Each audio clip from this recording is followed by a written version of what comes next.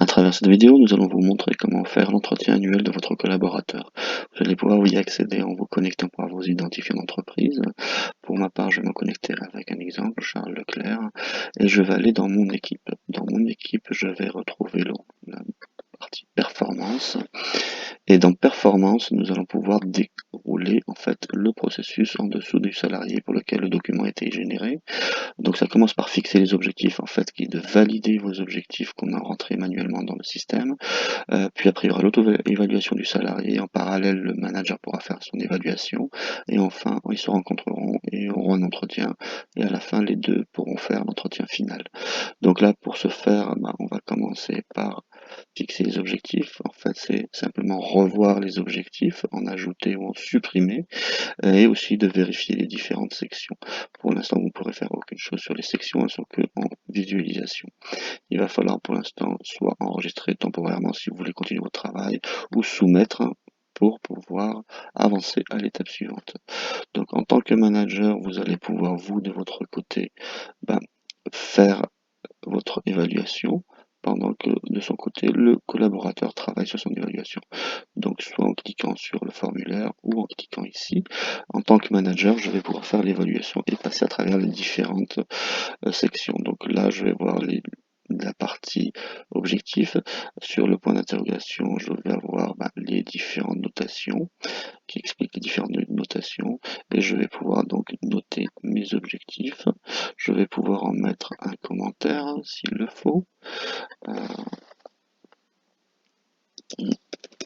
Et donc, je vais pouvoir compléter mes différentes sections de la même façon. En cliquant sur afficher plus, ça va me donner en fait tous les commentaires qui ont été déployés et je vais pouvoir les faire entrer un par un pour chaque objectif. Donc là, j'ai fait ma section objectif et je vais continuer à remplir mes différentes sections pour pouvoir, au moment de l'entretien avec mon collaborateur, discuter de ses objectifs et les comparer à sa propre évaluation.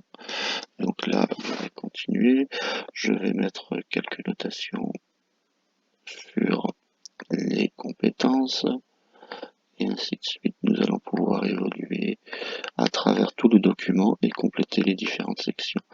Donc là, je suis dans les compétences, j'ai fini d'évaluer les compétences, je vais aller dans les comportements, et donc dans l'évaluation des comportements de la même façon, je vais pouvoir compléter mon évaluation des comportements,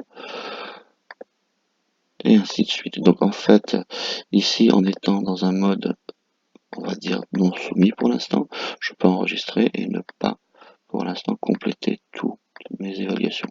Au moment où je vais devoir soumettre le document final, je serai obligé, à ce moment-là, de mettre toutes les évaluations. Je vais pouvoir travailler sur les compétences techniques, et donc par exemple, évaluer ma langue. Si j'ai une autre langue, je vais cliquer sur commentaire pour mettre chinois comme autre langue, et je vais pouvoir dire qu'il est très bon par exemple, et ainsi de suite. Donc vous allez pouvoir aller aussi dans la partie, si j'ai mon collaborateur et manager, dans la section comportement managériaux et le compléter, puis faire aussi une partie sur la partie points forts et points d'effort. Je vais pouvoir mettre ici que mon collaborateur doit améliorer sa communication. Et je vais finir par la synthèse globale qui est ma vue de la performance. Bonne performance. Donc là, pour ma part, je ne peux qu'enregistrer pour le moment, je ne peux pas soumettre. Il faut que j'attende que mon collaborateur ait fait son auto-évaluation ou qu'il ait au moins soumis le document pour pouvoir continuer vers l'entretien de face à face et finaliser le document. Donc ici, on va continuer et en tant que je vais me connecter en tant que le collaborateur et le collaborateur aura en fait sous lui la section performance sur laquelle il pourra en fait faire ses actions. Donc la première étant en déployant le document, c'est de commencer de faire son auto-évaluation. Le collaborateur n'a pas à remplir toutes les cases, il pourra soumettre, même n'ayant rempli aucune des évaluations, ou s'il souhaite avoir une un entretien constructif avec son manager, il renseignera ses différentes évaluations et il pourra à ce moment-là en discuter avec le manager. Donc là, on va pouvoir aller ici et continuer par exemple les comportements et je vais pouvoir les évaluer. Donc cette étape-là, c'est vraiment l'étape de préparation, fixation des objectifs, auto-évaluation du salarié, du collaborateur et évaluation par le manager de son côté.